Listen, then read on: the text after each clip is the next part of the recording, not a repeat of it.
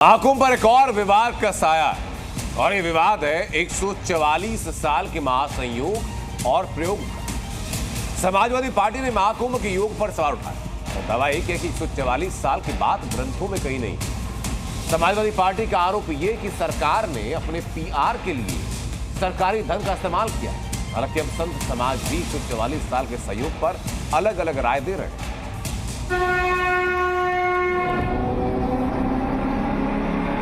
सनातन धर्म ही मानव धर्म है।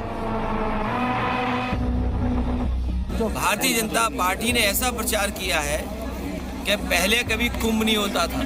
महास्नान के लिए उमड़ा आस्था का महाकुंभ।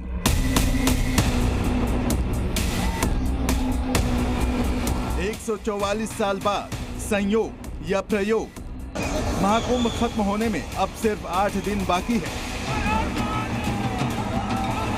लेकिन श्रद्धालुओं की भीड़ कम होने का नाम नहीं ले रही है। इसकी वजह है कि हर कोई 144 साल बाद बने इस महासंयोग में आस्था की डुबकी लगाना चाहता है। लिहाजा हर तरफ से श्रद्धालुओं की रेल संगम तट की ओर दौड़ी आ रही है। एक तरफ भक्तों में महाकुंभ पहुंचने की होड़ मची है, तो वहीं 144 वर्ष वाले संयोग पर सियासी घमासान छिड़ा है। ये जो धार्मिक कार्यक्रम हो रहा है,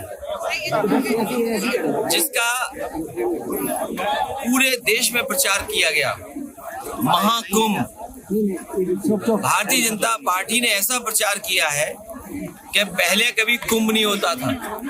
जब से भारतीय जनता पार्टी आई है तभी से कुंभ हो रहा है। 25 करोड़ से अधिक श्रद्धालु अब तक प्रयागराज में माँ गंगा, यमुना, माँ सरस्वती की इस पावन त्रिवेणी में डुबकी लगा करके पुण्य के भागीदार बने हैं।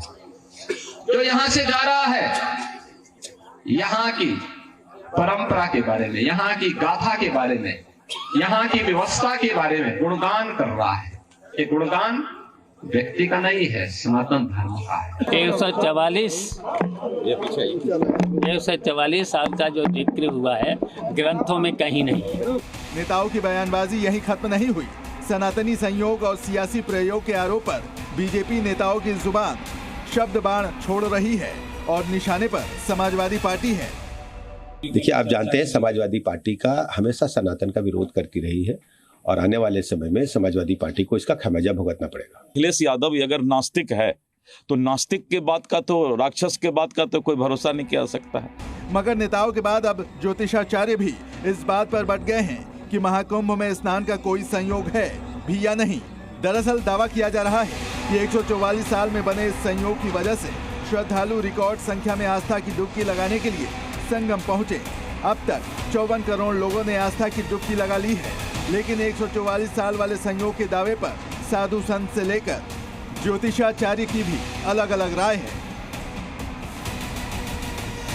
हर 3 साल बाद मलमास लगता है। हमारे 12 साल में ये 3 बार मलमास लग जाता है, तो ये सब काउंटिंग करने के बाद 144 वर्ष ना होकर के 143 वर्ष समथिंग 6 महीना के आसपास जा करके बनता है। 144 वर्ष कहना ठीक नहीं होगा। ना तो कोई योग है और ना ही कोई प्रयोग है। मैं 2001 में भी सुना था कि 144 वर्ष के बाद यह कुंभ आ रहा है। सिर्फ 12 साल की ही गणना है, 12 साल का ही महत्व है। 144 एक भ्रम है। जो बृहस्पति और जो सूर्य चंद्र की जो भी यहाँ पर स्थिति बनी हुई है, वो 144 वर्ष बाद इसलिए कहा जा रहा है क्योंकि 12 बार बृहस्पति वृष राशि में गोचर कर चुके हैं। और जब 12 राशियों को अगर आप गणना करेंगे, एक उनका कैलकुलेशन करते हैं, उसके बाद 144 वर्ष आ रहा है। और 144 साल की गणना आई कहाँ से? 144 साल की जो गणना आई है 12 बराइन 144। अगर हम 12 साल पीछे चले जाएं तो कहीं ना कहीं 1881 से इन्होंने माना है, जहाँ से बृहस्पति का आना। और बृहस्पति हमारा 1 वर्ष में घूमता है। 12 वर्षों में घूम गया, वो 12 बार घूम गया, तो उन्होंने 144 का योग माना। सवाल उठता है कि आखिर 144 साल के दिव्य संयोग का कॉन्सेप्ट कहाँ से आया, क्योंकि इस संयोग में पाप और पुण्य के द्वंद्व में बंधे सनातनी श्रद्धालु बड़े पैमाने पर महाकुंभ की तरफ खींचे चले जा रहे हैं। ब्यूरो रिपोर्ट, जी मीडिया।